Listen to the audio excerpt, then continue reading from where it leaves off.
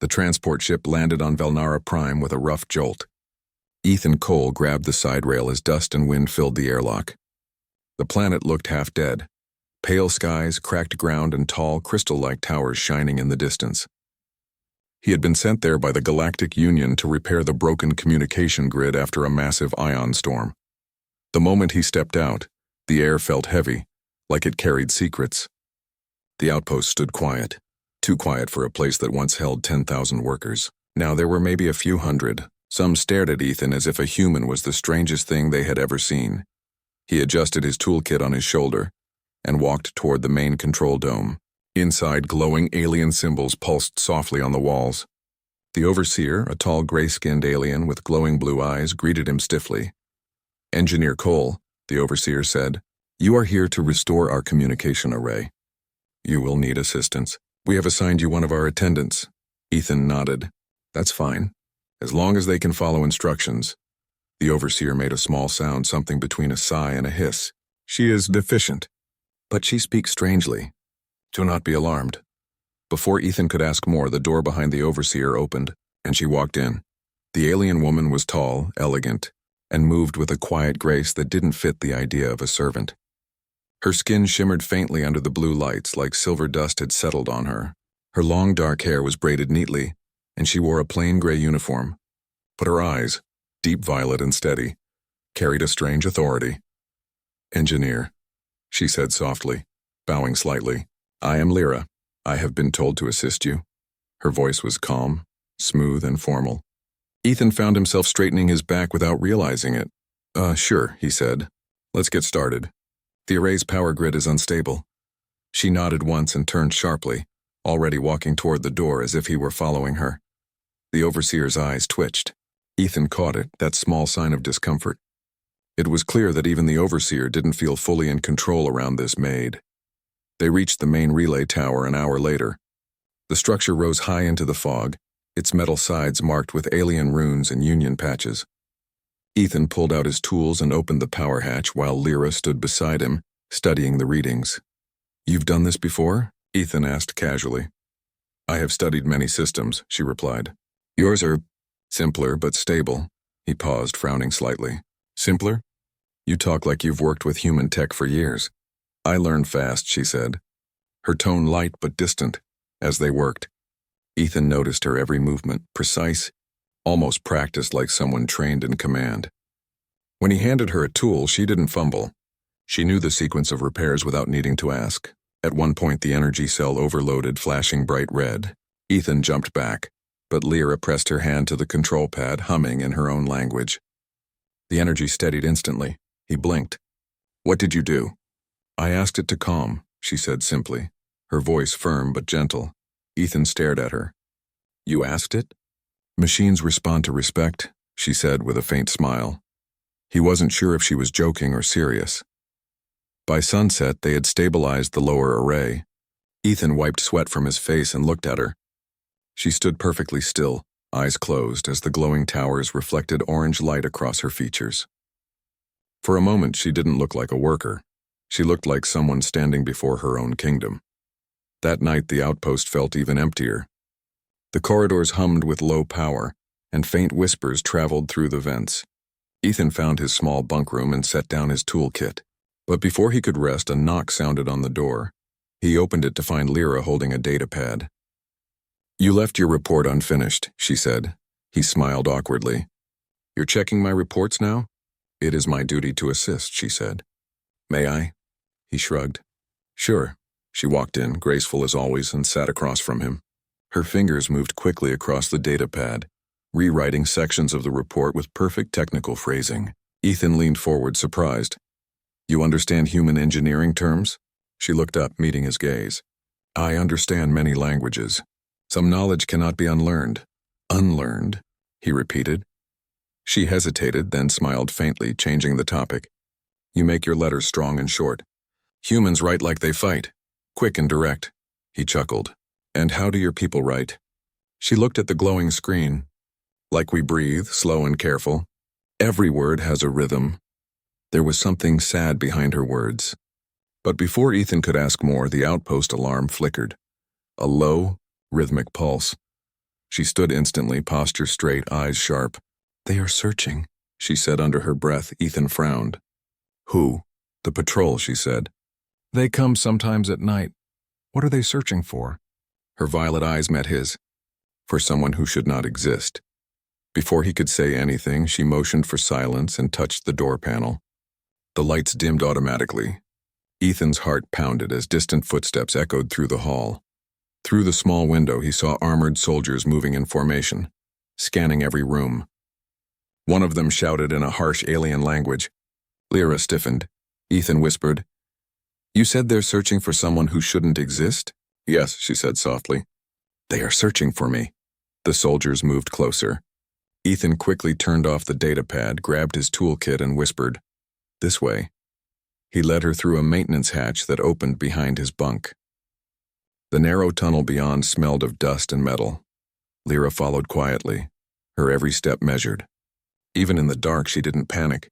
Instead, she whispered, "Left ahead. There's a ladder that leads to the lower vents." He blinked. "How do you know that?" "I memorized every path when I first arrived," she replied calmly. They reached the lower level, crawling through shadows while the sounds of boots and scanners grew distant. Finally, they stopped near a vent overlooking the main hall. Through the slats, Ethan saw the soldiers questioning the overseer. "She was assigned as a maid," the overseer said nervously. "She cannot be who you seek." The lead soldier held up a small hologram, an image of a woman in royal armor, her face calm, her posture identical to Lyra's. Ethan's breath caught. The resemblance was undeniable. The soldier spoke coldly. "The Queen of Velnara is alive. We will find her." Lyra stayed silent, her eyes distant. Ethan turned toward her. "That's you, isn't it?" She didn't answer. Her gaze stayed fixed on the soldiers below. Only when they left did she whisper, "I was not supposed to survive." Ethan didn't understand everything, but he saw the pain behind her calm expression. "You're not a maid," he said quietly. She gave a faint, tired smile. "No, but it is easier to live when people believe you are less." He sat beside her, trying to process it all. "Then why stay here? Why risk being caught?" "Because this place holds the only relay that can speak across the stars," she said softly. "And I needed someone who could fix it." He looked at her in disbelief. "You mean me?" She nodded. "You human engineer? The Union sent more than a worker, and they sent a bridge." Ethan felt a strange shiver. He didn't know whether it was fear or respect. Above them, thunder rolled through the alien sky. Lyra stood looking up through the vent's faint light. "The storm will return soon," she murmured. "And with it, those who hunt me." Ethan asked, "Then what do we do?" She turned to him with that calm authority that never seemed to leave her voice. "We repair the array before they silence it forever." Her tone wasn't a suggestion, but it was an order. And though Ethan was the engineer, he found himself nodding like a soldier before a commander. That moment he realized something strange. She didn't act like a maid trying to survive. She acted like a queen preparing for war. The storm outside grew louder as night wrapped around the outpost. The tall crystal towers of Velnara Prime glowed faintly through the haze, pulsing like slow heartbeats. Inside the tunnels, Ethan and Lyra moved carefully, guided only by the dim light of his wrist lamp. The air was thick with dust. Pipes hissed softly above them. Ethan tried to stay calm, but his mind raced. He was crawling beside someone who might be the queen of an alien world, hiding as a servant. Finally, they reached a hidden chamber below the main relay tower. The place looked ancient, far older than the human-built sections. The walls were carved with glowing symbols, some broken and faded. Lyra brushed her hand across them gently as if greeting old friends. "This is where it began," she whispered. Ethan frowned. "Where what began?" She didn't answer right away. Instead, she opened a control panel at the side of the chamber. The symbols lit up in a pattern Ethan didn't recognize. "Your people repaired what they saw," she said quietly, "but they never understood what lived inside it." Ethan knelt beside her, studying the structure. "You mean this is alive?" She nodded once. "It listens. It remembers." Her words sent a small chill through him. He looked around. The air seemed to hum slightly now, as if something under the metal was breathing. Then she looked at him seriously. "If we can bring this system back, it can reach beyond this sector. You can contact your command. And maybe," her voice softened, Maybe I can reach the ones who still follow me. Ethan's eyes widened. You want to call your people? No, she said. I want to save them. They are being led to war by those who betrayed me. If I speak, they might stop. Ethan leaned back against a wall. You really are her, he said quietly.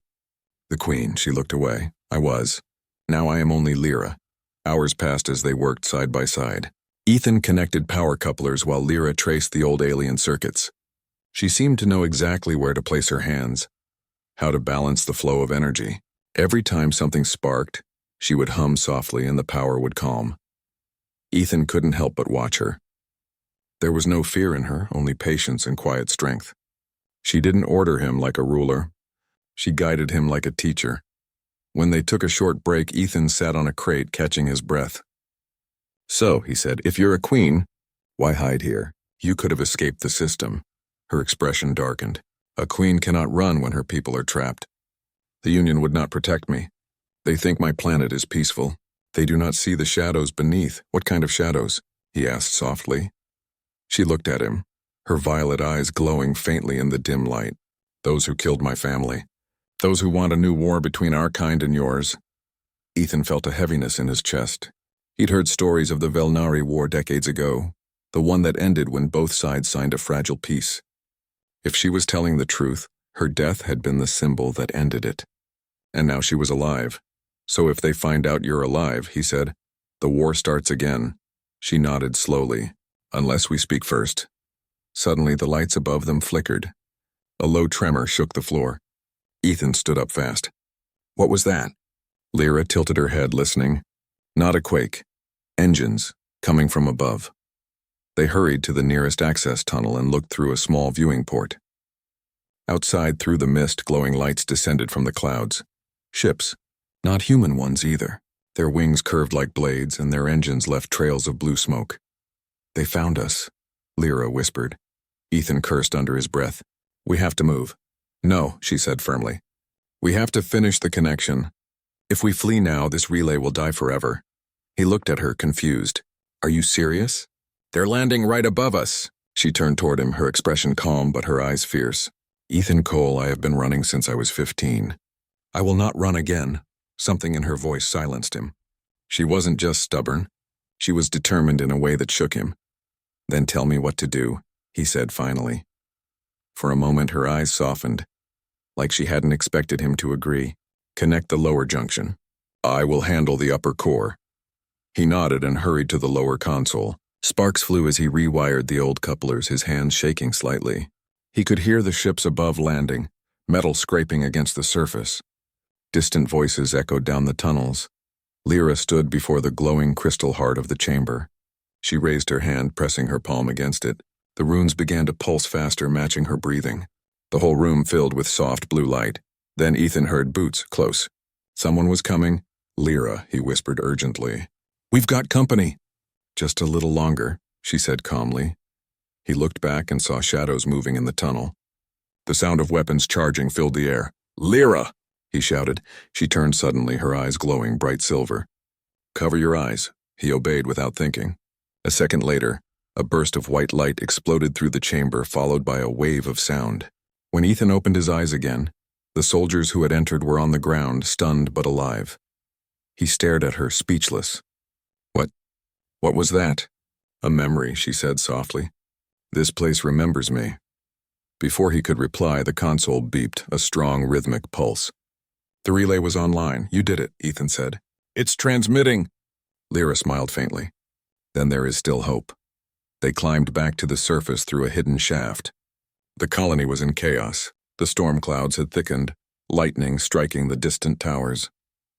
Alien soldiers moved through the streets, scanning every building. The overseer's voice echoed over the speakers, trembling with fear as he tried to explain the sudden arrival of the rebel fleet. Ethan and Lyra slipped through the smoke toward an old transport platform. He could see fear in the eyes of the colonists, not of the storm, but of the soldiers who had come to find her. As they hid behind a broken pillar, Ethan turned to her. If they catch you, what will they do? They will show my face to the galaxy, she said quietly. And the war will begin again. He shook his head. Then we'll make sure that doesn't happen. She looked at him in surprise. You would protect me? He gave a small, tired smile. I don't protect queens. I protect people who try to save lives. For a brief moment, something like warmth crossed her face. Then I am in your debt, human. Before he could reply, a group of rebels appeared from behind the ships wearing symbols he didn't recognize, an old royal crest. They moved quickly and silently, surrounding the soldiers. One of them looked toward Lyra and froze. His face went pale. It's true, he whispered. The queen lives. Lyra closed her eyes. Do not say it aloud. But it was too late. The others had heard. Murmurs spread among the group. Some dropped their weapons, others knelt. Ethan looked around in disbelief as half the soldiers began bowing before her. One of them, a tall alien with a scar across his jaw, spoke softly. Your Majesty. We thought you were gone. Lyra's expression hardened. If you call me that, they will kill us all. I am no queen. I am only a servant. The soldier shook his head. You cannot hide forever. The people need you. Ethan could see the conflict in her eyes. She wanted peace, not power. But the way the others looked at her, it wasn't worship. It was hope. The kind of hope that only comes from someone who once saved them. She looked at Ethan, her voice quiet but steady. If they follow me, they will die. If they do nothing, my world will burn. Then maybe it's not about being a queen, Ethan said softly. Maybe it's about being the one who stands between both sides. Her gaze lingered on him for a moment. Then she nodded. Then we stand together. A sudden explosion shook the ground. Ships were firing in the distance. The sky lit up with blue fire. Lyra turned toward the storm, her expression calm despite the chaos.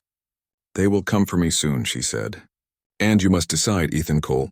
Will you stay and fight beside a lost queen? Ethan tightened his grip on his toolkit, eyes firm. You already know the answer. And above them, the storm opened when revealing the full fleet descending from the clouds. Lightning split the sky above Velnara Prime as rebel ships clashed with the royal fleet. The air smelled of smoke and metal. The once quiet colony had turned into a battlefield of flashing lights and falling debris. Ethan Cole crouched beside Lyra behind a broken wall, his hands gripping his toolkit like a weapon.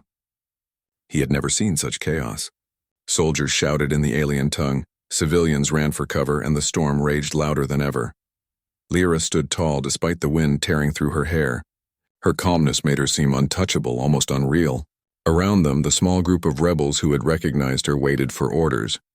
Even without her saying a word, they looked to her for direction. Ethan finally whispered, You can't stay here. They'll find you. She didn't move her eyes from the battlefield. If I leave, they will fight without purpose. They need someone to remind them what they are fighting for. You mean a queen, Ethan said. She turned to him with a faint smile. I mean someone who remembers mercy. A blast shook the ground near them. Ethan covered his head as debris fell. Lyra didn't flinch. She reached for a fallen soldier and helped him to his feet, speaking softly in her native tongue. The soldier looked at her in disbelief, then bowed deeply before joining the others. Ethan could feel it now. Her presence changed people. She didn't need a crown or throne. Her strength came from how she carried herself. They retreated into the tunnels again, taking shelter in an old control station. The walls flickered with weak power as Ethan checked the relay screens. The communication link Lyra had reactivated was still running, but only at partial range. If we boost the signal, Ethan said, I can reach the Union ships in orbit. They could stop this war before it spreads. Lyra looked uncertain. If they know I am alive, they will see me as a political weapon. They will not see me as a person. Ethan sighed. Then what's the point of fixing all this? You can't hide forever? She looked down, her voice soft. When I was young, my father said a ruler must protect her people, even from herself. I wanted peace, but my council wanted power. They betrayed my family, used my name to begin a war, and told the world I was dead. When I escaped, I swore never to sit on a throne again. Ethan studied her face. There was sadness there, but also a quiet strength. Maybe the galaxy doesn't need another ruler, he said. Maybe it needs someone brave enough to stop the rulers from destroying everything. Lyra gave him a long look, thoughtful, almost warm. Humans, she said softly, speak of courage like it is air. Always there, always simple. But courage is not simple. Maybe not, he replied, but it's the only thing keeping us alive right now. A faint smile crossed her lips. Then let us breathe it together. The next morning, rebel scouts returned with urgent news. The royal fleet had landed in the Eastern Valley. The general leading them was Varric, one of Lyra's former commanders, a man known for loyalty until the betrayal. He had once knelt before her throne. He leads the council now, one scout said. He believes the old queen's survival is a lie. Lyra's face went pale for a moment. Varric, she whispered. He was my protector. Ethan could see the pain behind her calm mask. Then maybe he needs to see the truth with his own eyes. Lyra hesitated. If he sees me, he will be forced to choose between his oath and his power. That choice could destroy him, or it could save him, Ethan said. She studied him for a long moment, then finally nodded. Then we go to him. They moved through the ruins toward the valley. The storm had eased, leaving the sky a dull silver. From the cliffs, they could see the royal fleet lined up, huge metallic ships glowing with blue light. Soldiers marched in perfect order below, forming camps across the dry plain. At the center stood a command tent. Flags of the royal crest waved above it, the same crest Lyra once wore. Ethan turned to her. If you walk into that camp, they might shoot first and talk later. I know, she said quietly. That is why you must stay behind. No, he said immediately. I'm not letting you go alone. Her violet eyes met his. Ethan Cole, your courage is greater than your sense. Yeah, he said with a grin. That's what keeps me interesting. For the first time, she laughed, soft, musical, and brief. Very well, she said. Then we walked together. They entered the valley under a white flag. The soldiers spotted them almost instantly, raising their weapons. A line of armored guards stepped forward, blocking their path.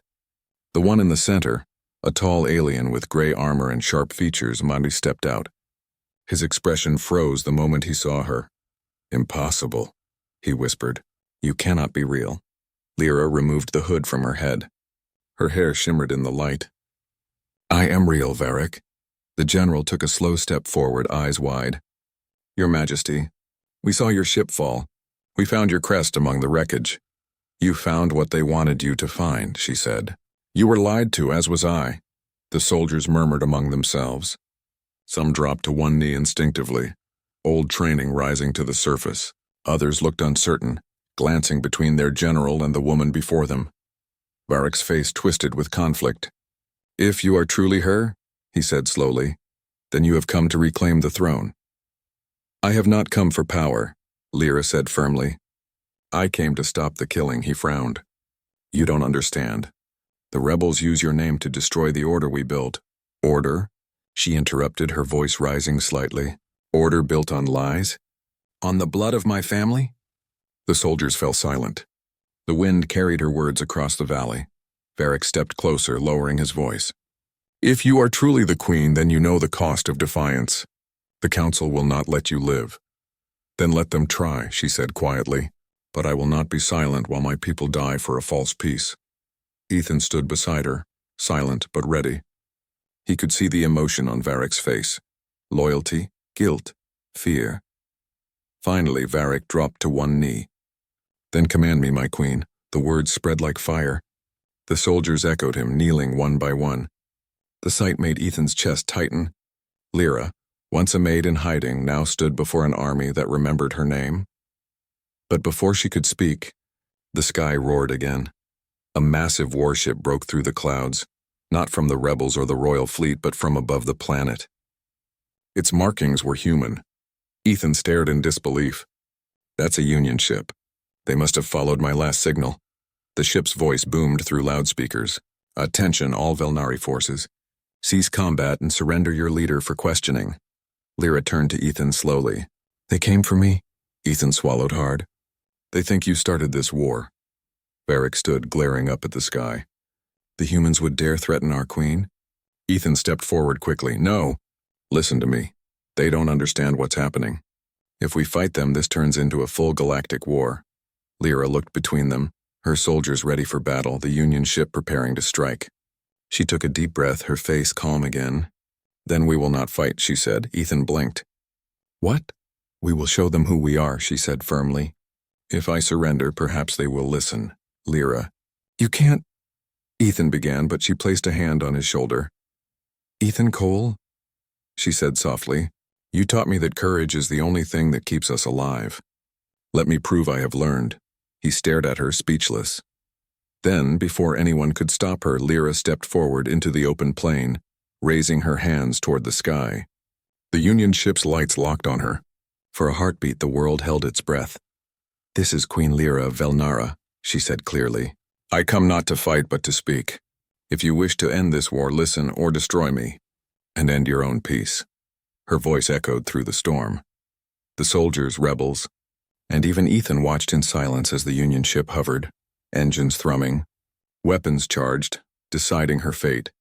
And as thunder rolled once more over the valley, Lyra stood tall, her eyes shining like silver fire, a queen no longer hiding. The Union warship hovered above the valley, its bright light scanning every soldier and rebel below. The hum of its engines blended with the rumble of the storm. For a moment, the world seemed frozen. All eyes were on Lyra. She stood alone in the open plain, her hands raised, not in surrender but in calm authority.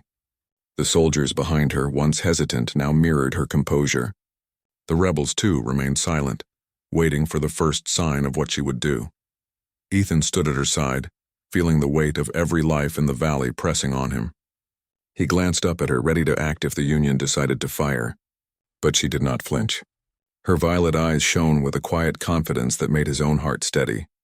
The voice of the Union commander boomed through loudspeakers. Queen Lyra of Velnara, you are ordered to descend to the ship for questioning.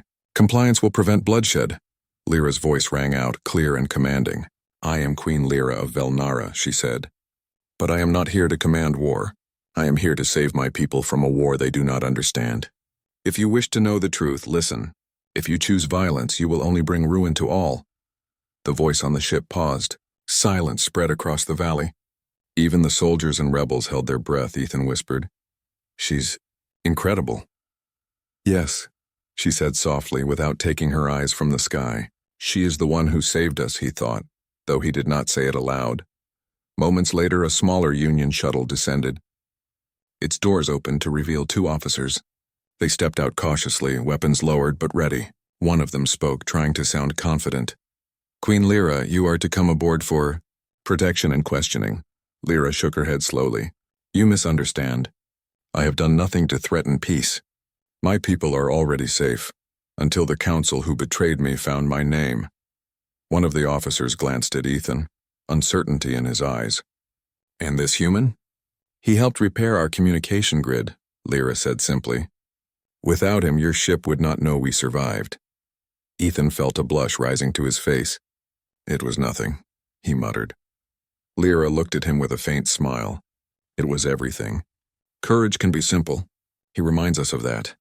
The officers exchanged looks. Then after a long pause, one spoke again.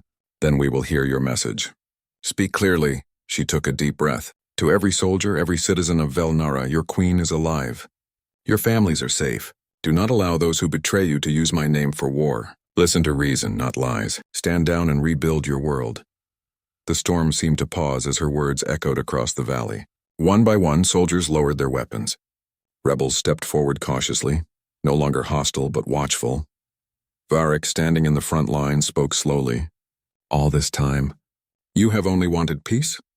Yes, she said. I will not rule through fear. I will rule through hope. For the first time, Ethan saw a small smile on her face, softer than the commanding queen he had known in secret tunnels. She looked like the Lyra who had first guided him through the relay chamber, calm, precise, and impossibly strong. The Union officers approached cautiously, lowering their scanners. Queen Lyra, one said, we will relay your message to the fleet. Violence is unnecessary if your word holds. She nodded. Then peace is possible if you all choose it. Ethan watched as the soldiers, rebels, and officers began talking, exchanging information and sharing proof that no one had to fight today. The valley slowly transformed from battlefield to meeting ground. Lyra turned to Ethan. Without you, this would have been impossible, she said quietly. He shook his head. You did all the hard work. I just followed instructions. No, she said softly, placing her hand briefly on his arm. You reminded me that courage does not need a crown, and that is why people listen. Ethan swallowed, unsure how to respond. The storm above had cleared slightly, revealing the soft glow of Velnara's twin moons. It was peaceful, almost unreal after hours of chaos. Days passed and the colony began to rebuild. Soldiers who had once followed orders blindly now worked alongside civilians, guided by reason rather than fear. The Union fleet prepared to depart, convinced that Velnara could maintain peace under Lyra's quiet leadership. Ethan spent hours repairing and testing the communication grid with Lyra at his side. She taught him ancient techniques for stabilizing power, mixing alien engineering knowledge with human ingenuity. Every time he corrected a problem, she would nod, as if approving both the solution and the courage it took to act. In the evenings, they walked through the restored halls of the outpost. The once empty corridors were now filled with workers, laughter, and conversation. Ethan realized something profound. She had not needed a crown or army to become a queen. Her presence alone inspired loyalty and respect. Finally, the day came when the Union officers were ready to leave. Ethan packed his tools while Lyra prepared to return to her people. Before boarding his shuttle, Ethan turned to her. "So, will you ever sit on the throne again?" he asked quietly. She looked at him, thoughtful. "Perhaps," she said, "but not for power. I will rule quietly where it matters, over hope, courage, and the lives of my people." He nodded, understanding more than words could express. "I'm glad I met you," he said. "And I am glad you chose to help me," she replied. Then, reaching into her pocket, she handed him a small insignia, the symbol of Velnara's royal family. "For courage," she said simply. "And for the man who saw a queen when everyone else saw a maid." Ethan held it carefully. It was more than a symbol. It was proof that ordinary humans could touch extraordinary worlds. As his shuttle lifted off, Ethan looked back at the colony below. Lyra stood among her people, still dressed as a servant in simple gray robes, yet undeniably their leader. Soldiers, rebels, and citizens alike paused to watch her. She raised her hand slightly, acknowledging everyone without a word. The twin moons reflected in her eyes, and for a moment, Ethan could see both the queen and the maid, all in one. She didn't need power or weapons to command respect. She had earned it with courage, wisdom, and quiet strength. Ethan felt a smile spread across his face. Lyra's story would be remembered for generations, though few would know it fully. The maid who had behaved like a queen, who had stood against betrayal, storms, and war, had changed her world without lifting a sword. And as the shuttle rose higher, leaving Velnara Prime behind, he whispered to himself, "She didn't need a crown to be a queen. She already ruled their hearts." Above them, the sky cleared completely. The twin moons shone brightly over a peaceful colony, a silent testament to the bravery of a hidden queen and the human who had stood by her side. The universe, fast and indifferent, had seen an ordinary human engineer and an extraordinary alien queen, and it had been changed forever.